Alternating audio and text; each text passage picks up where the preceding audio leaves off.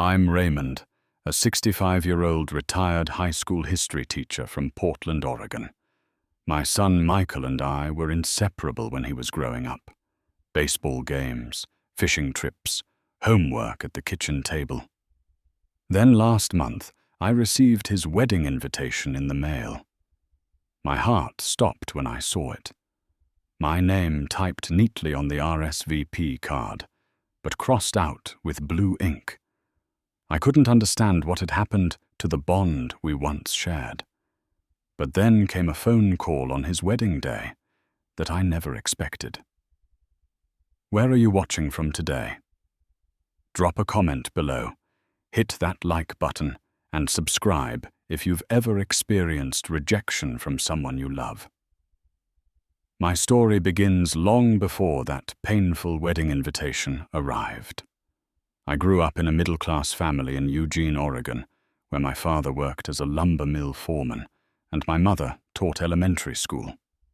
They instilled in me the values of hard work, education, and family loyalty, principles I carried throughout my life. I met Sarah, my ex-wife and Michael's mother, during my sophomore year at University of Oregon. She was studying art history with flowing auburn hair and a laugh that could light up a room. Our connection was immediate and intense. We spent long nights discussing books, dreams, and our futures over coffee in campus diners. By our junior year, we were inseparable. We married young, both just 23, in a small ceremony at her parents' backyard. Looking back, perhaps we rushed into things, but when you're that age, you feel invincible. Sarah got a job at a local gallery while I finished my teaching degree. We rented a small apartment near campus, furnished with second-hand items and dreams. Michael came along 3 years later. The moment the nurse placed him in my arms, I experienced a love I never knew possible. This tiny person with his perfect fingers and curious eyes became my world. I promised him silently that I would always be there, always protect him, always put him first. Those early years were magical, despite our limited budget. I would race home from student teaching to take over baby duty, so Sarah could have a break. We'd take turns walking Michael around the apartment when he was colicky, singing made-up songs about sleepy babies and starry nights. When I landed my first teaching job at Portland Central High School, we moved to a modest house with a small backyard where Michael could play. As Michael grew, our bond deepened. I coached his Little League team, despite knowing almost nothing about baseball at first. I studied rule books late into the night, so I wouldn't embarrass him. We went camping along the Oregon coast, where I taught him to identify constellations and build the perfect s'more. Science fair projects took over our dining room table for weeks at a time, my proudest moment being when his volcano won first prize in 3rd grade. My career as a history teacher became both my passion and eventually a point of contention in our marriage. I loved making the past come alive, for my students staying late to help those struggling organizing field trips to historical sites around Oregon. My classroom became a second home. My students a extended family. Sarah began to resent the hours I spent grading papers, planning lessons, and mentoring students. "You care more about other people's children than your own," she would say during increasingly frequent arguments. It wasn't true. Michael was always my priority. But I couldn't deny that teaching consumed much of my energy and time. The first serious cracks in our marriage appeared when I was around 39. Sarah had taken a better-paying job at a prestigious downtown gallery, exposing her to a more affluent social circle. She began comparing our life unfavorably to her new friends. Our house was too small, our car too old, our vacations too simple. The woman who once loved our cozy movie nights now wanted theater tickets and country club memberships we couldn't afford on two modest salaries. Michael was entering his teenage years during this turbulent time, becoming more aware of the tension between us. He was a bright, athletic kid, with his mother's creative streak and my love of history. But I noticed him becoming more distant, spending more time in his room or at friends' houses. When I tried to maintain our traditions, fishing trips, museum visits, he often had excuses ready. The divorce came when Michael was 16, after months of counseling, failed to bridge the growing gulf between Sarah and me. She wanted a different life than the one we had built, and eventually I had to accept that holding on was hurting all of us. The legal process was bitter and contentious, with arguments over everything from the house to retirement accounts. The most painful part was watching Sarah systematically turn Michael against me. She would schedule appealing activities during my visitation weekends, tell him stories about arguments that painted me as the villain, and subtly reinforce the idea that our modest lifestyle was somehow my failure. As a teenager seeking identity, Michael was vulnerable to these narratives, especially since Sarah could now afford to give him the material things I couldn't. I fought desperately to maintain my connection with my son. I'd show up to every school event, even when Sarah made it awkward. I'd send thoughtful texts, trying to find common ground without criticizing his mother. Sometimes I'd just sit in my car, outside their new, larger house, hoping for a glimpse of him, wondering where I'd gone wrong. When Michael left for UCLA at 18, our already strained relationship became even more tenuous. The geographical distance seemed to mirror the emotional one that had been growing for years. I helped move him into his dorm, trying to ignore how Sarah's new boyfriend took charge of the process, relegating me to carrying boxes while they planned where everything should go. As I drove back to Portland alone, I wondered if my relationship with my son could ever be repaired, or if this was just the beginning of an even greater distance between us. The years of Michael's college education proved to be a continued exercise in disappointment and forced patience. My calls often went to voicemail, and my texts received delayed one-word responses. I sent care packages for finals week filled with his favorite snacks and encouraging notes, never knowing if they were appreciated or simply tossed aside. Every few months I'd suggest visiting him in Los Angeles, only to be told it wasn't a good weekend. Too much studying fraternity events or plans with friends.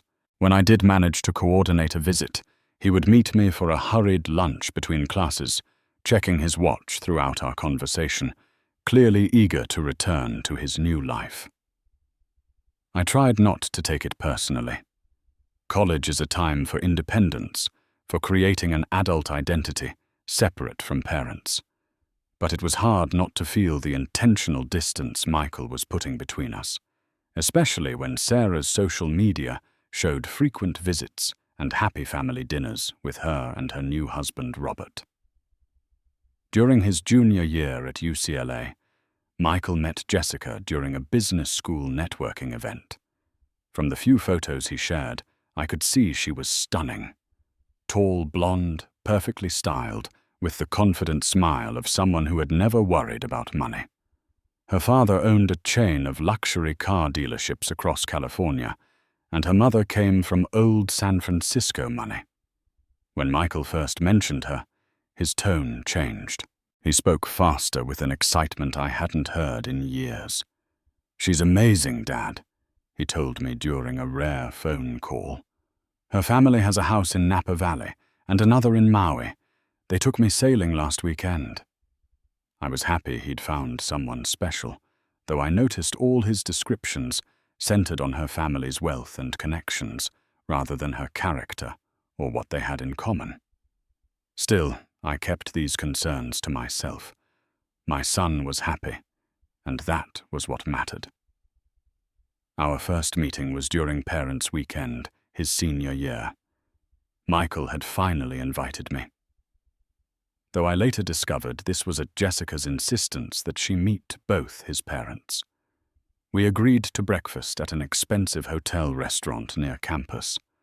I arrived early, nervous but hopeful, wearing my best blazer and the tie Michael had given me years ago for Father's Day. When they walked in, I barely recognized my son. Gone was his casual style, replaced by designer clothes and an expensive watch that must have cost several months of my teacher's salary. Jessica was polite but distant, her handshake firm, her smile not quite reaching her eyes as she assessed me. "So you're a high school teacher," she said, not as a question, but as if confirming a disappointing fact. "That must be rewarding." Throughout breakfast, I noticed subtle shifts in Michael's behavior. He corrected my pronunciation of menu items, winced when I mentioned a funny story from his childhood, and deferred to Jessica on most topics. When the check came, he quickly grabbed it, as if afraid I might embarrass him by suggesting we split it. As the relationship progressed, I watched my son transform through our increasingly rare interactions. His vocabulary changed now, peppered with business jargon and references to exclusive places I'd never visited. His old passion for history and literature, which we had once shared, was replaced by discussions of investment portfolios and networking opportunities. When I mentioned our traditional summer fishing trip, he laughed lightly. "I think I've outgrown that sort of thing, Dad. Jessica's family has invited me to their yacht club regatta that weekend anyway." Jessica's parents, Harold and Eleanor, made no effort to include me in family gatherings, despite my attempts to connect. When Michael brought Jessica to Portland, once her discomfort in my modest home was palpable. She touched surfaces carefully as if afraid of contamination, and suggested they stay at a hotel downtown rather than in my guest room. By graduation, the divide was unmistakable. At the ceremony, I found myself seated far from the main family section, where Jessica's large extended family and Sarah occupied prime positions. At the dinner afterward, hosted by Harold at an exclusive Los Angeles restaurant, I was placed at a distant table with distant cousins and family friends, while Michael sat with Jessica's parents, laughing and engaged. After graduation, Michael moved to San Francisco for a job at a prestigious financial firm, a position that Harold had arranged through connections. Their engagement announcement came 6 months later via an impersonal social media post rather than a phone call. I learned about it along with hundreds of casual acquaintances. I immediately called to congratulate him, my heart both happy and heavy. "That's wonderful news, son. Jessica seems like she makes you very happy." I tried to keep my tone light, not revealing how hurt I was to have heard such important news secondhand. "Thanks, Dad," Michael replied, his voice polite but detached. "It's pretty exciting. Harold is helping us plan everything. The wedding will probably be next June at their country club in Napa. I'd love to help with whatever you need," I offered, knowing my teacher's pension provided limited financial flexibility. Maybe I could handle the rehearsal dinner or help with the honeymoon. The awkward pause told me everything. "That's nice of you, Dad, but Jessica's parents have it covered. They're insisting, actually. Jessica has been planning this wedding since she was a little girl." Over the following months, communication dwindled further. My texts about wedding plans received increasingly delayed responses. When I called, Michael was always just heading into meetings or out to dinner with Jessica's family. The distance between us stretched into a chasm filled with unspoken words and fading memories of the close relationship we once shared. One evening, I found myself looking through old photo albums. Michael's first baseball game, his high school graduation, the camping trips where we'd talk for hours by the fire. I wondered when exactly I had lost him, and if there was anything I could have done differently to prevent this slow-motion heartbreak. The wedding invitation arrived on a Tuesday in early June, exactly 6 months before the December wedding date. The envelope was thick, cream-colored paper, with gold edging clearly expensive. My hands trembled slightly as I opened it, both excited to be included and anxious about what the event would entail. Inside was an elegant card announcing the marriage of Michael Raymond Wilson and Jessica Elizabeth Montgomery at the exclusive Silverado Resort in Napa Valley. The invitation mentioned a black-tie dress code, a weekend of events including a golf tournament and rehearsal dinner, and accommodation information for the luxury resort. My heart sank a little at the obvious expense of it all, but I was determined to be there for my son. I immediately marked the date on my calendar and began calculating how much I would need to save each month for a new suit, travel expenses, and an appropriate gift. That evening I called my son, leaving an enthusiastic voicemail when he didn't answer. Michael, I received the invitation today. It looks beautiful, and I'm so honored to be part of your special day. Just let me know what I can do to help. Love you, son. 3 days later, the RSVP card caught my attention in a way I hadn't noticed initially. There was my name, Mr. Raymond Wilson, typed neatly on the response card, but with a thin blue pen line drawn through it. At first I thought it must be a printing error, or perhaps an outdated card that had been corrected. I tried calling Michael again, leaving another message. Hey, Michael got the invitation, but there seems to be some confusion with the RSVP card. Can you call me back when you get a chance? After 5 days with no response, I began to worry. I tried again, this time texting as well. Finally, on day 6, my phone rang with Michael's number.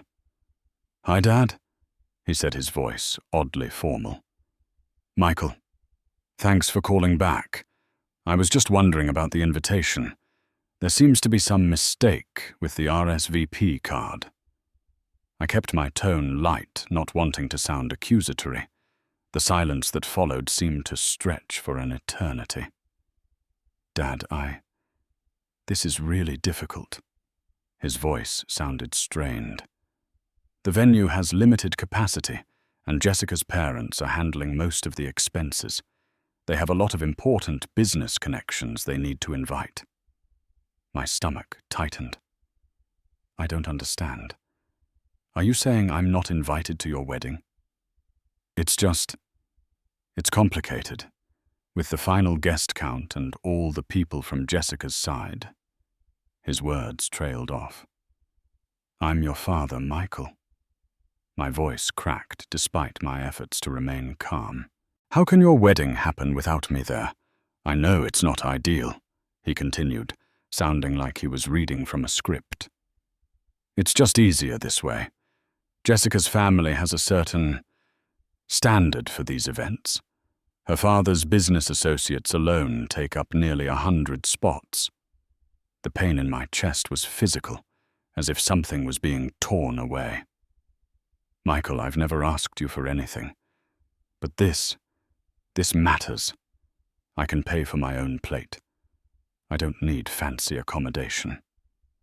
Dad, please don't make this harder. His voice hardened slightly. We're going to have a live stream of the ceremony. You can watch from home. It's actually better quality than being in the back rows. I sat down, my legs suddenly unable to support me. A live stream? You want me to watch my only child get married through a computer screen? There was muffled conversation on his end.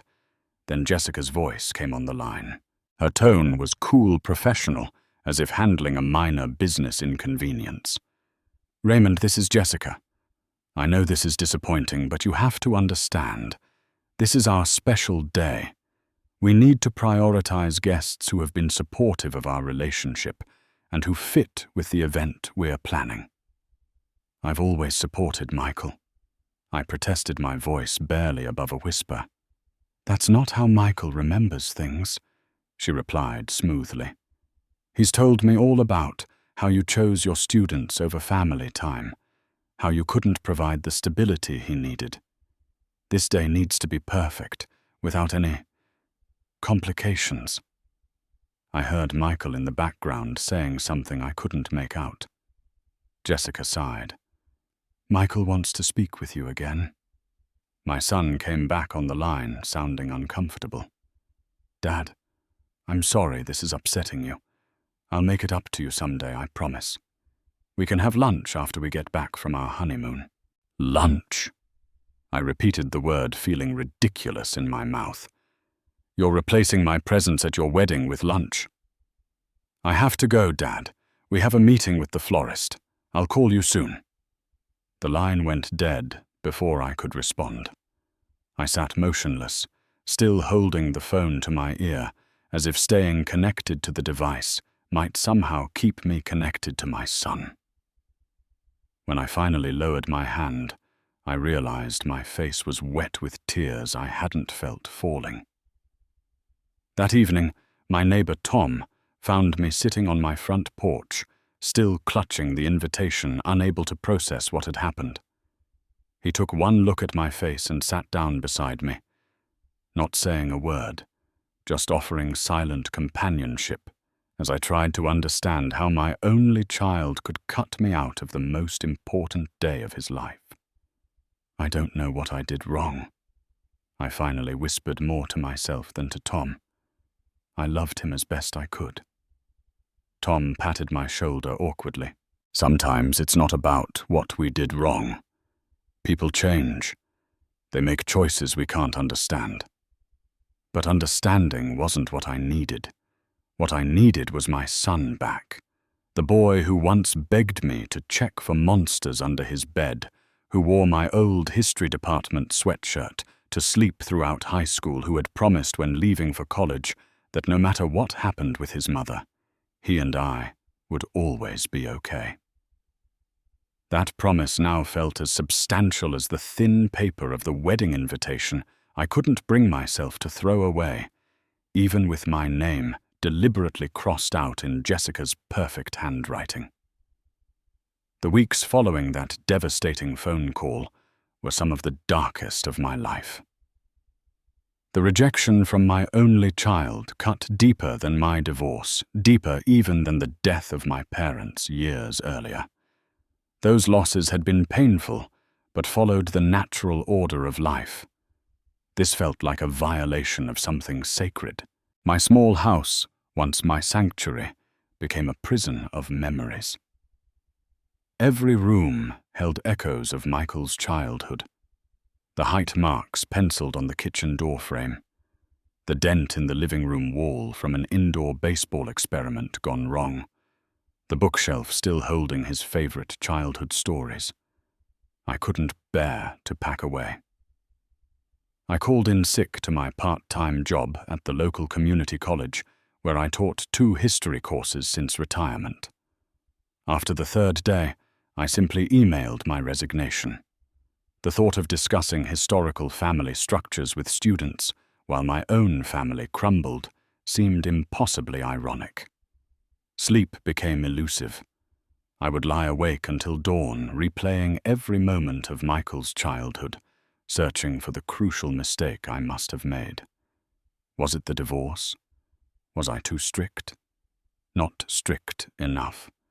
Should I have fought harder for custody? The questions circled endlessly, offering no peace.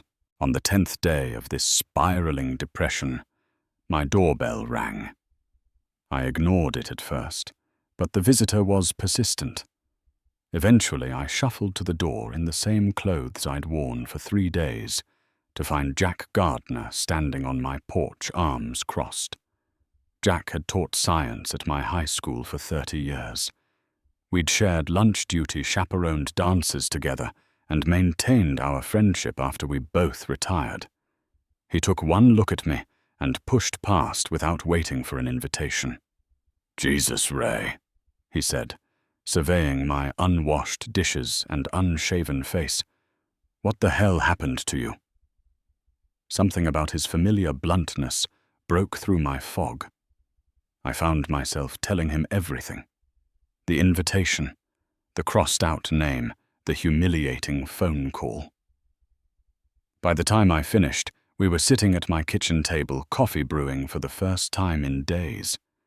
Jack's face had transformed from concern to outrage. "That's not right. That's not how a son treats his father." He slammed his fist on the table. "We should crash that wedding. I've got a suit, you've got a suit. We'll walk right in, like we own the place." Despite everything, I found myself chuckling weakly at the image. "No, Jack. I won't embarrass Michael like that. If he doesn't want me there, I won't force myself on him." "This isn't Michael talking," Jack insisted. "It's that girl and her family. They've gotten into his head, made him forget who he really is." "Maybe," I acknowledged, "but it's still his choice. He's an adult now." Jack stayed for hours, forcing me to eat a proper meal and shower while he cleaned up my kitchen.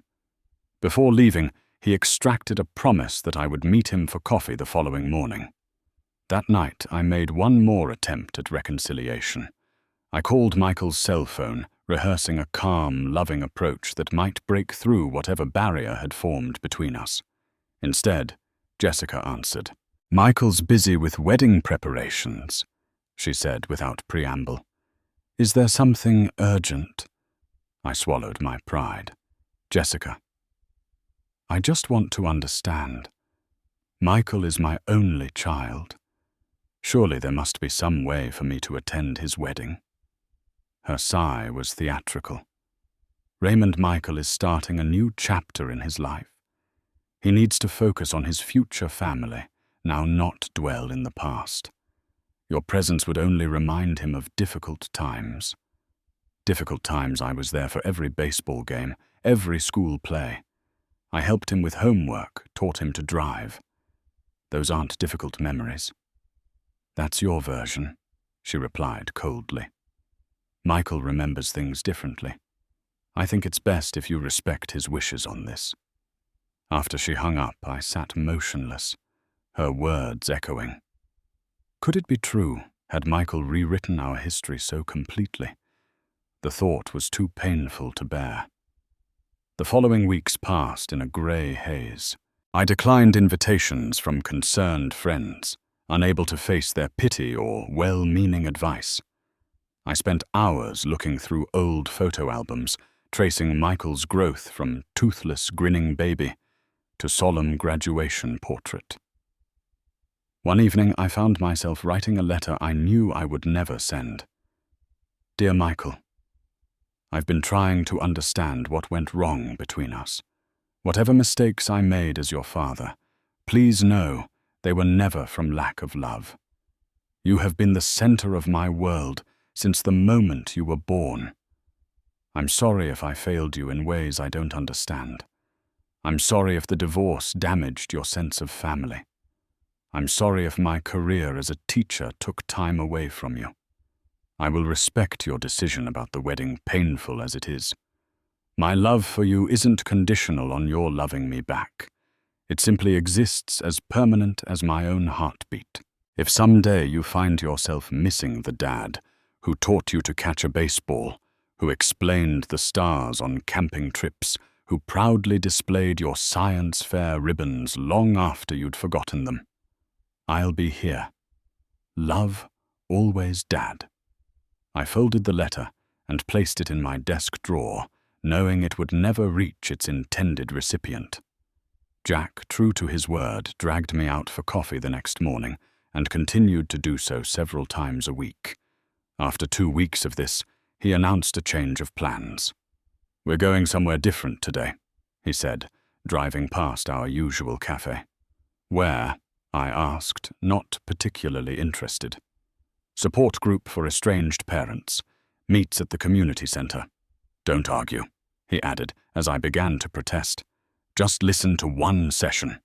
If it's terrible, we'll leave and I'll buy you the biggest breakfast in Portland." The group consisted of about 15 people, mostly older, sitting in a circle of uncomfortable plastic chairs. Their stories varied. daughters who cut contact after disagreements over partners, sons who vanished after financial disputes, adult children who simply drifted away without explanation. I sat silently at first, but something about the shared pain in that room eventually loosened my tongue. I found myself telling these strangers what I'd been unable to articulate even to Jack, not just the facts of Michael's rejection, but the profound sense of failure it represented, the questioning of my entire identity as a father. "The wedding is next month," I concluded. "I've been thinking of taking a fishing trip that weekend, getting as far away as possible." An older woman named Diane shook her head. "Don't leave town. In my experience, these situations can change suddenly. My daughter cut me off for 3 years, then called from the hospital when her first child was born. You never know when an opening might appear." Jack nodded vigorously. "Exactly what I've been telling him.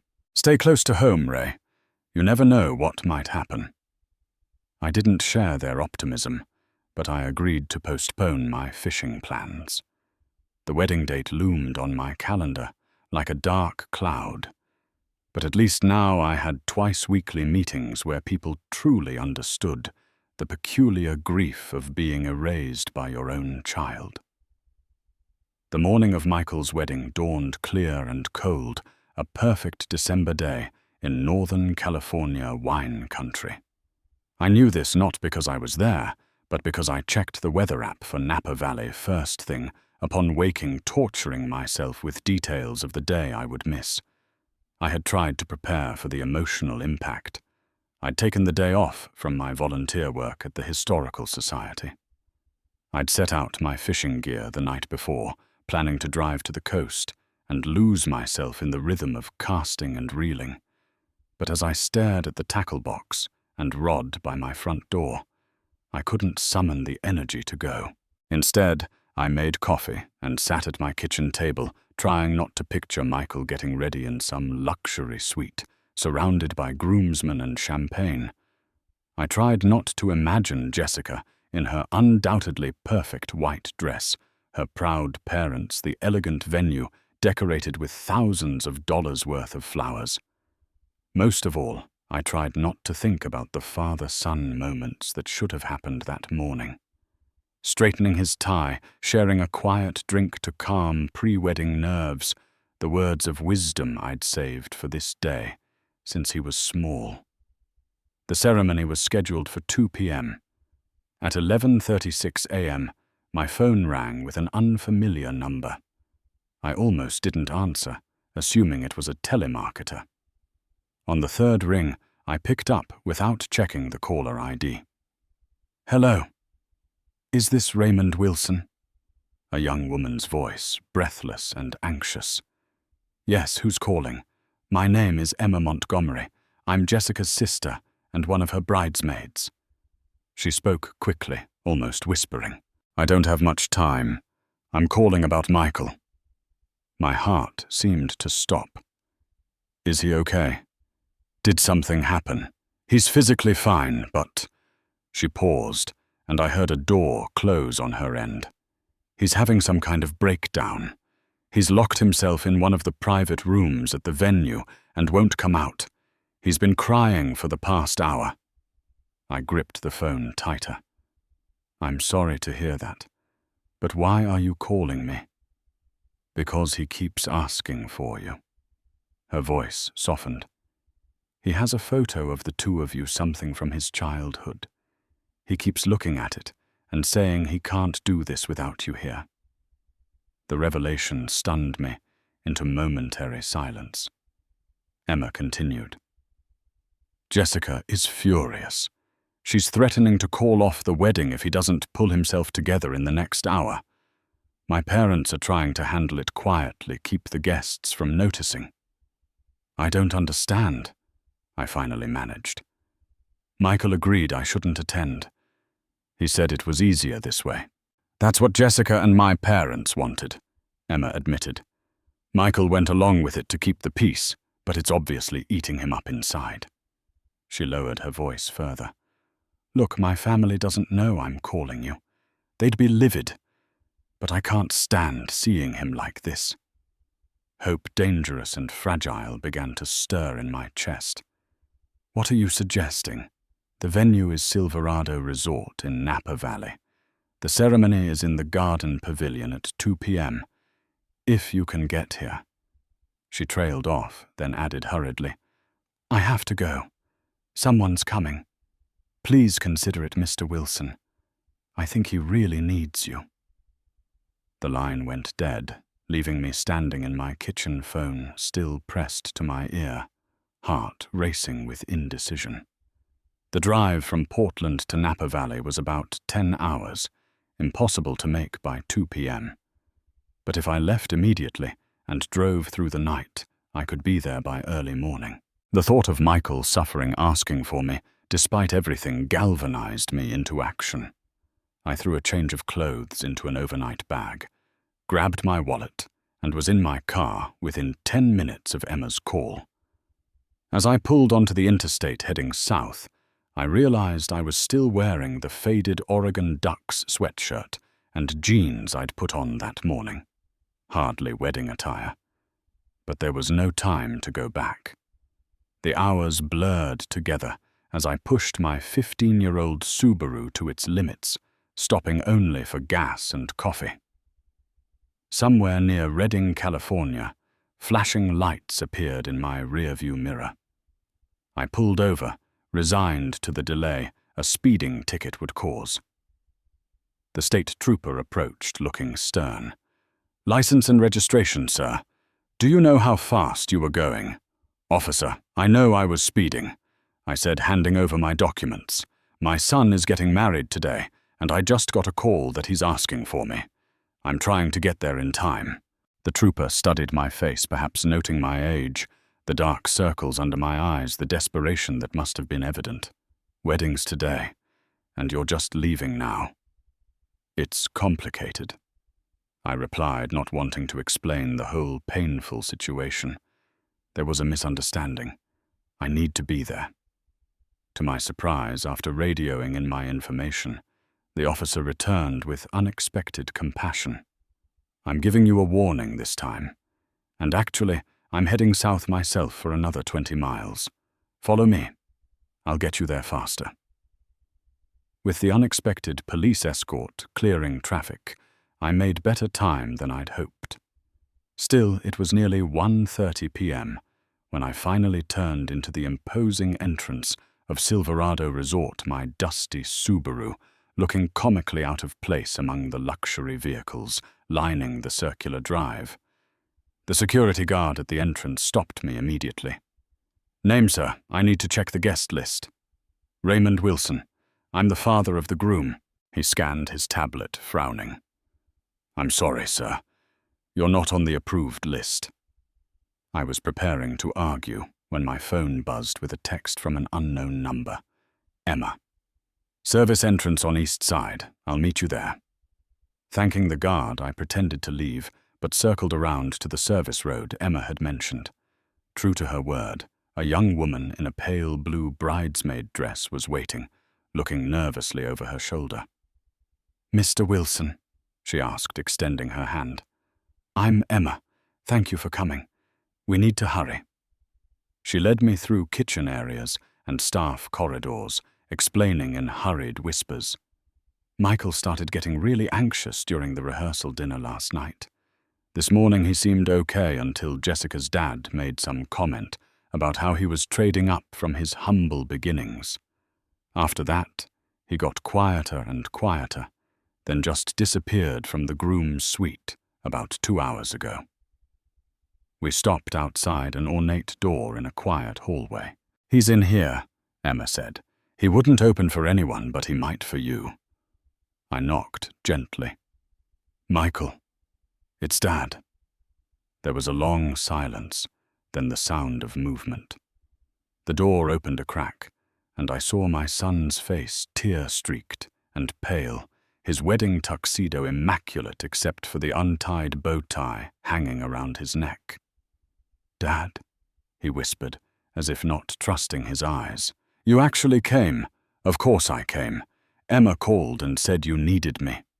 The door opened wider, and suddenly Michael was hugging me fiercely like he hadn't done since he was a child.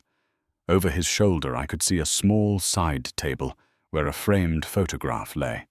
Michael at about 10, sitting on my shoulders at a baseball game, both of us grinning widely at the camera. "I can't do this without you here," he said, his voice muffled against my shoulder. I tried to convince myself it didn't matter, that it was just one day. But it feels all wrong. You should be here. You should be part of this. I held him tightly, feeling the tremors that ran through his body. "I'm here now. It's okay." He pulled back, wiping his eyes. "I'm so sorry, Dad. I never should have agreed to this. Jessica's parents, they've been controlling everything, and I just went along with it because it seemed easier.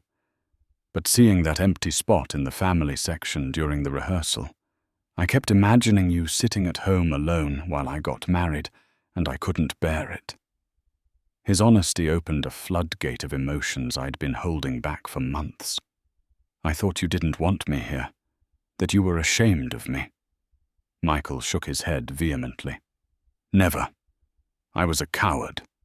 I let Jessica and her parents dictate terms because I was afraid of losing her if I pushed back. But I realize now I was losing something far more important, my integrity and my relationship with you." Before I could respond, the door burst open, fully revealing Jessica in a silk robe, her hair and makeup perfect, but her expression thunderous. "Michael, what is going on? Everyone's waiting," and she stopped abruptly when she saw me. "What is he doing here?" "Emma, did you do this?" Emma lifted her chin defiantly. "Michael needed his father. Anyone could see that except you and Mom and Dad." Jessica's face flushed with anger. "This is completely inappropriate. The ceremony starts in 20 minutes, and we have a very specific plan that doesn't include last-minute additions to the guest list." Michael straightened, still holding onto my arm, as if drawing strength. "Jessica, I want my father at our wedding. He should be there. He's my family." "We discussed this," she hissed. "My parents are paying for everything. They have expectations. Important clients are here." "I don't care," Michael said, his voice growing stronger. "If your parents can invite business associates they barely know, surely my father can attend my wedding." Jessica's expression hardened. "If you insist on changing everything at the last minute, then maybe we need to reconsider whether today should happen at all." The threat hung in the air for a moment before rapid footsteps in the hallway announced the arrival of Jessica's parents, both immaculately dressed and wearing identical expressions of controlled fury. "What is the meaning of this?" Harold Montgomery demanded, looking from me to Michael to his daughters. "Jessica, why aren't you dressed, Michael? Everyone is waiting." And, "Who is this person?" "This is my father," Michael said firmly. "And he's coming to the wedding." Eleanor Montgomery's perfectly lipsticked mouth formed a thin line. "This is completely unacceptable. We have a carefully planned event with an exact guest count. The seating arrangements have been finalized for weeks." Harold placed a manicured hand on Michael's shoulder. "Son, I understand pre-wedding jitters, but this is not the time for dramatic gestures. We can discuss your relationship with your father after the honeymoon." Michael shrugged the hand away, standing straighter than I'd seen him in years. "This isn't a discussion. My father is attending my wedding." Jessica stepped between them, her voice low and intense. "Michael, if you do this, if you embarrass me and my family in front of everyone, I swear I will walk right out of here. Is that what you want? To be left at the altar because you couldn't follow one simple plan?" I felt sick, caught in a family drama I never wanted to cause. "Michael," I said quietly, "maybe I should go. I don't want to ruin your day." "No, Dad." Michael's voice was firm. I'm done letting other people decide what my family should look like. He turned to Jessica. I love you. I want to marry you today. But I need my father there when I do. Jessica threw up her hands in exasperation. This is ridiculous. You've known for months that your father wasn't on the guest list. Why the meltdown now? Because I was wrong. Michael admitted, his voice breaking slightly. I let myself be convinced that cutting him out was reasonable, but it's not. He taught me everything I know about being a good man. How can I stand up there and make vows about honor and commitment while dishonoring the most important commitment in my life, being his son? Harold scoffed loudly. Spare us the sentimentality. Your father is just a teacher. He can watch the video later. Something flashed in Michael's eyes then. A spark of anger I hadn't seen since he was a teenager fighting for a later curfew. Just a teacher. Do you have any idea what kind of man my father is? Without waiting for a response, Michael continued, his words tumbling out with years of suppressed emotion. My father stayed up all night helping students who were struggling, never asking for recognition. He spent his summers taking inner-city kids to museums because their families couldn't afford it. He taught me that history isn't just dates in books, but the story of real people making hard choices. Michael's voice grew stronger with each word. When Mom left, he never said a bad word about her, even though she tried to turn me against him. He showed up to every game and school event, even when I pretended not to see him. He took second jobs to help with my college tuition when his teacher's salary wasn't enough. I stood frozen, stunned by this outpouring. These weren't memories I was sure Michael even retained. So don't tell me he's just a teacher, Michael finished, visibly shaking. He's the standard I measure myself against every day, and I've been falling short by allowing him to be excluded today. The hallway fell silent. Jessica stared at Michael as if seeing him for the first time. Her parents exchanged uncomfortable glances. Emma looked from face to face, biting her lip anxiously. The tense silence was broken by the arrival of an elderly woman using a walker, elegant in a lavender suit with a diamond brooch. What's all this commotion? The guests are getting restless. Grandma. Please go back to your seat, Jessica said quickly. We're handling a small issue. The older woman ignored her, eyeing me with interest. And who might this be? Michael stepped forward. Mrs. Montgomery. This is my father, Raymond Wilson. The missing father, she exclaimed. I've been asking why the groom's father wasn't listed in the program. Nobody would give me a straight answer. She extended a wrinkled hand toward me. Margaret Montgomery. Pleasure to meet you at last.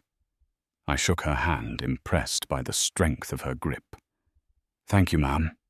The pleasure is mine. Margaret turned to her son and daughter-in-law. Harold, Eleanor, what is the meaning of this? How could you exclude this man from his son's wedding? Harold shifted uncomfortably. Mother, this doesn't concern you. We had capacity issues with the venue. Margaret snorted derisively. Capacity issues. You invited the doorman from your club, but not the father of the groom. Have I taught you nothing about family? She turned to Jessica, her expression softening slightly. My dear, on my wedding day, my father was ill with pneumonia. The doctor advised against his attending, but I insisted they bring him in a wheelchair with an oxygen tank. Do you know why? Jessica shook her head silently. Because a wedding isn't just about the couple. It's about the joining of families, the continuity of generations. When you look back at your wedding photos in 50 years, do you want to explain to your grandchildren why the groom's father is missing? Jessica's perfect composure finally cracked. She looked from her grandmother to Michael to me, then abruptly said, I need to speak with Michael, alone. The couple disappeared into the side room, closing the door firmly behind them. An awkward silence fell over the hallway. Harold checked his watch repeatedly, while Eleanor adjusted her already immaculate hair. Emma gave me an encouraging smile. Margaret gestured for me to help her to a nearby chair. Once seated, she patted the spot beside her. "Tell me about your son, Mr. Wilson. What was he like as a boy?" For the next 15 minutes, I shared stories of Michael's childhood, while this formidable woman listened attentively, asking questions and laughing at the funnier anecdotes. Periodically raised voices could be heard from behind the closed door, though the words remained indistinct. Finally, the door opened. Michael emerged first, followed by Jessica. Both looked emotionally drained, but somehow lighter. Jessica approached me directly. "Mr. Wilson, may I speak with you privately?" Surprised, I followed her a few steps away from the others. Up close, I could see the vulnerability behind her perfect facade. A young woman under enormous pressure on what should be the happiest day of her life. "I owe you an apology," she said quietly. "I've been difficult about your inclusion today. The truth is, I've been intimidated by you." "By me?" I couldn't hide my astonishment. "Why would you be intimidated by an old history teacher?" "Because Michael admires you so much," she admitted. "Whenever he talks about integrity or doing the right thing, he mentions lessons you taught him. I was afraid I could never measure up to this paragon in his memory." She glanced down. "It was easier to exclude you physically than compete with your influence." Her honesty disarmed me completely. "Jessica, there's no competition.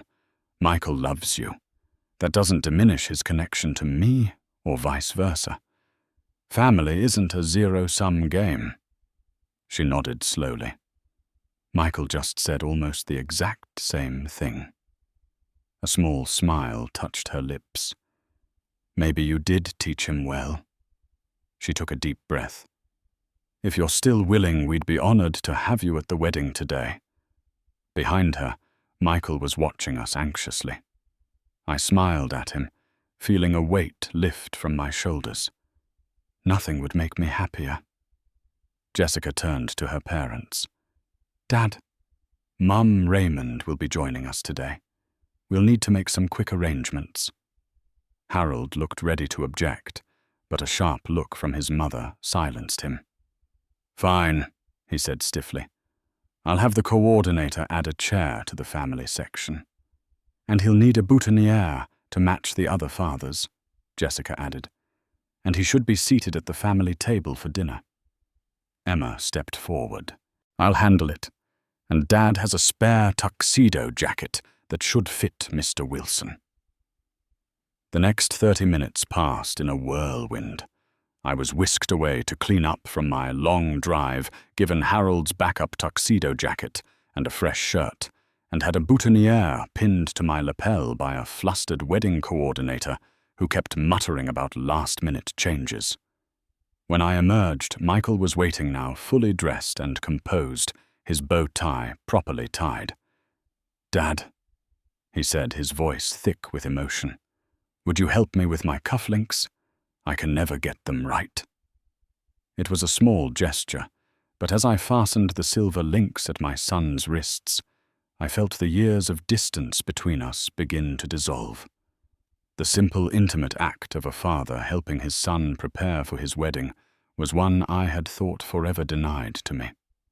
"I'm so proud of you," I told him, straightening his jacket, "not just for including me today, but for becoming a man who stands up for what's right, even when it's difficult." Michael's eyes shone with unshed tears. "I learned that from you, Dad. I'm sorry it took me so long to remember." As we walked toward the garden pavilion together, I realized that sometimes the most profound reconciliations begin not with grand gestures, but with simple acts of courage and truth. The wedding ceremony was more beautiful than I could have imagined. The garden pavilion had been transformed with thousands of white roses and crystal chandeliers hanging from the transparent ceiling. 200 guests in formal attire filled the rows of white chairs, while a string quartet played softly in the background. I sat in the front row of the groom's side next to Sarah and her husband Robert. There had been an awkward moment of recognition when we first saw each other, but Sarah had simply nodded and made room without comment. It wasn't the time or place for old grievances. When Michael took his place at the altar, he looked over at me with a smile so genuine it transported me back to his childhood. I gave him a subtle thumbs up, our old signal of encouragement, before his baseball games, and was rewarded with a quick wink. Jessica was radiant as she walked down the aisle on her father's arm. Despite our earlier conflict, I couldn't help but be moved by the love evident in her expression when she looked at my son. Whatever our differences, her feelings for Michael were clearly sincere.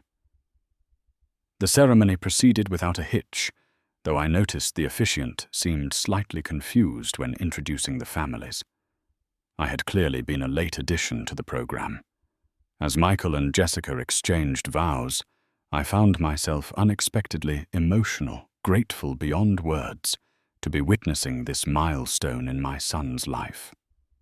At the reception, I was indeed seated at the family table, as Jessica had promised. The tension was palpable initially, with Harold barely acknowledging my presence and Eleanor making stilted small talk about the weather. But Margaret Montgomery, seated beside me, proved to be a delightful dinner companion, regaling me with stories of Jessica's childhood mishaps and her own experiences as a young bride in the 1950s. The real surprise came during the toasts. After Harold's formal speech about legacy and family connections, the microphone was passed to Jessica's maid of honor, then to Michael's best friend from college. As the best friend concluded, Michael suddenly stood and took the microphone. "Before we continue with dinner, I have an unexpected addition to our program," he announced, looking directly at me. "My father is here today, and nothing would make me happier than to hear a few words from the man who taught me everything I know about being a good husband and father someday." A murmur ran through the crowd as all eyes turned to me. I hadn't prepared anything, hadn't expected to be acknowledged, let alone asked to speak. As I walked to the center of the room on shaky legs, I prayed for the right words. For those who don't know me, I'm Raymond Wilson, Michael's father. I began my voice steadier than I felt. I'm a history teacher by profession, so I should be good at putting events in perspective. But I'm finding it difficult to be objective about today, because seeing my son marry the woman he loves fills me with more joy than I can express. I looked around at the sea of unfamiliar faces, then back to Michael and Jessica. The best lessons in life often come from our most difficult challenges. Today has taught me that true family bonds can withstand distance, misunderstanding, and even temporary separation. They can bend without breaking. I raised my glass toward the newlyweds. Michael and Jessica, may your marriage be strong enough to weather any storm, flexible enough to grow and change together, and filled with enough love to forgive imperfections, both in yourselves and in those who love you. Congratulations. The applause was warm and genuine. As I returned to my seat, I caught Jessica wiping away a tear while Michael mouthed "thank you" from across the room. The rest of the evening unfolded like a dream. Harold thawed slightly after my toast, grudgingly complimenting my way with words. During the father-daughter dance, I watched from the sidelines, content to have witnessed this much of the celebration. But as that song ended, Michael approached me. "Dad, I think we need to start a new tradition," he said loudly enough for nearby guests to hear. "The father-son dance. Before I could respond, he was pulling me onto the dance floor as the band began playing Louis Armstrong's "What a Wonderful World," the song I used to play on Sunday mornings when Michael was growing up. As we swayed awkwardly to the music, Michael gripped my shoulder tightly. "I can't believe I almost let this day happen without you." "You made it right," I assured him. "That's what matters." To my surprise, Jessica joined us on the dance floor, taking Michael's hand, but smiling at me. "Mind if I cut in partially? I think we can make this a 3-person dance." The photographer captured the moment. Michael between Jessica and me, all 3 of us laughing as we tried to coordinate our movements. In that instant, I felt the first genuine connection with my new daughter-in-law, a fragile bridge beginning to form. Later, as I watched them depart for their honeymoon in a shower of rose petals, I realized that sometimes our deepest wounds become the doorways to unexpected healing. What had begun as one of the most painful experiences of my life had transformed into a day of reconciliation I would cherish forever. The years following Michael and Jessica's wedding brought changes. I never could have anticipated that tearful day when I discovered my name crossed out on the invitation. The first surprise came just 2 weeks after they returned from their Bali honeymoon. Michael called to invite me to Sunday dinner. Not at a restaurant as I expected, but at their new apartment in San Francisco's Marina District. "We were going to take that luxury high-rise Jessica's dad recommended," Michael explained, "but we found this smaller place instead. It's closer to a park and—" He hesitated. "It's only about an hour-and-a-half drive from Portland. We thought that might make visits easier."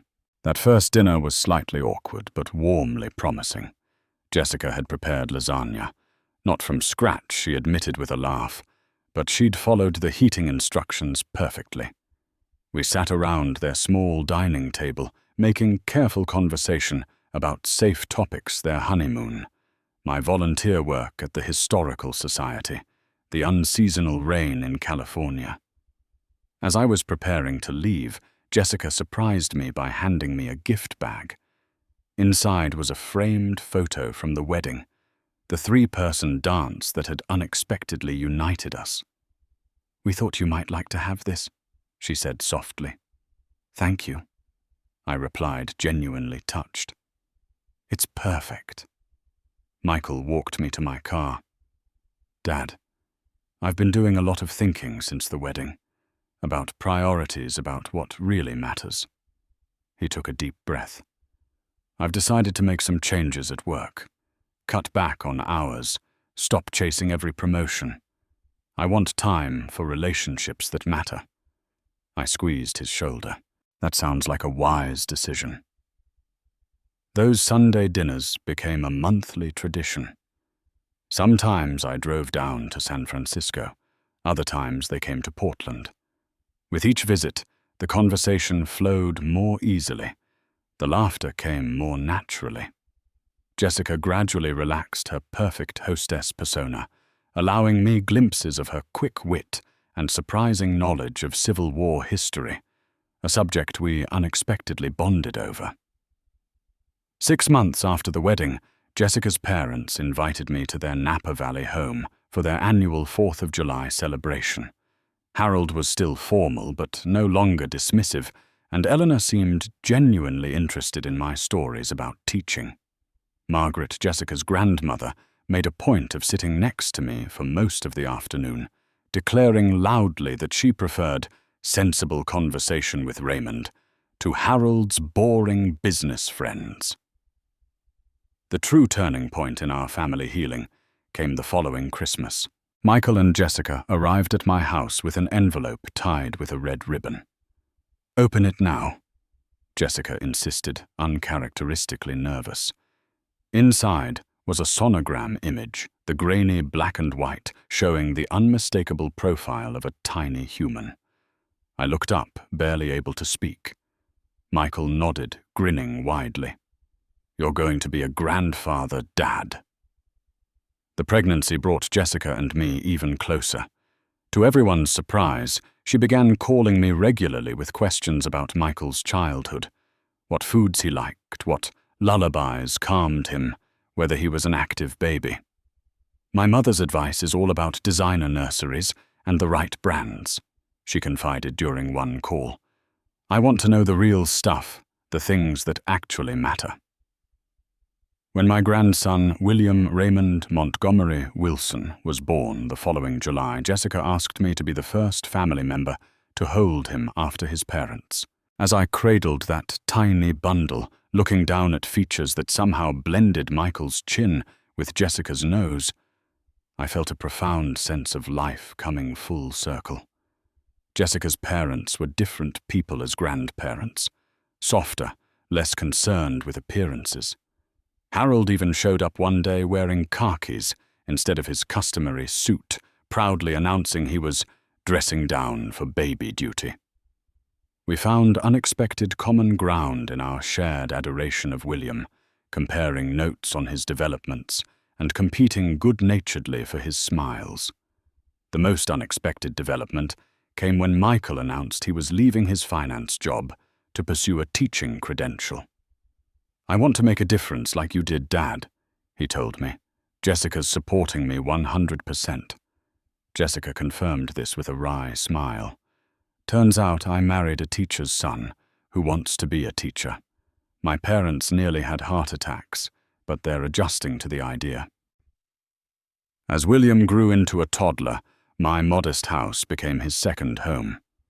Jessica would bring him for weekend visits, sometimes staying herself, while Michael attended teaching seminars. During those visits, our conversations deepened. One evening after William was asleep, she broached the subject we had both carefully avoided. "I need to tell you something," she said, her fingers nervously tracing the rim of her tea mug. "I was the one who crossed your name off the invitation, not my parents, not Michael. It was me." I waited silently, giving her space to continue. "I was so insecure," she admitted. "Michael talked about you constantly, your principles, your wisdom. I was afraid I'd never measure up to the standard you set. It seemed easier to just keep you away." She looked up, eyes bright with unshed tears. "It was cruel and childish, and I'm deeply sorry." "Jessica," I said gently, "we all make mistakes, especially when we're afraid. What matters is that you had the courage to make it right when it counted." She smiled tremulously. "Michael was right about you. You really are as wise and forgiving as he always said." When Michael completed his teaching credential, he accepted a position at a middle school in Salem, Oregon, just an hour from Portland. They bought a modest house with a backyard for William, prioritizing proximity to family over the luxury high-rise lifestyle they could have afforded. For William's 3rd birthday, Michael suggested a new tradition, a grandfather-grandson fishing trip, just as Michael and I had done throughout his childhood. Jessica packed our lunch, reminding William to listen carefully to Grandpa Ray's fish stories, because they're the best ones. Sitting in a small boat on the lake, where I had first taught Michael to fish 25 years earlier, watching my son help my grandson bait his tiny hook, I reflected on the journey we had taken. The painful exclusion from the wedding had become, against all odds, the catalyst for a deeper, more authentic relationship with my son than we had shared in years. I had learned that sometimes life's most precious gifts emerge from our deepest pain, that reconciliation can happen when we least expect it, and that it's never too late to rebuild family bonds we thought were permanently broken.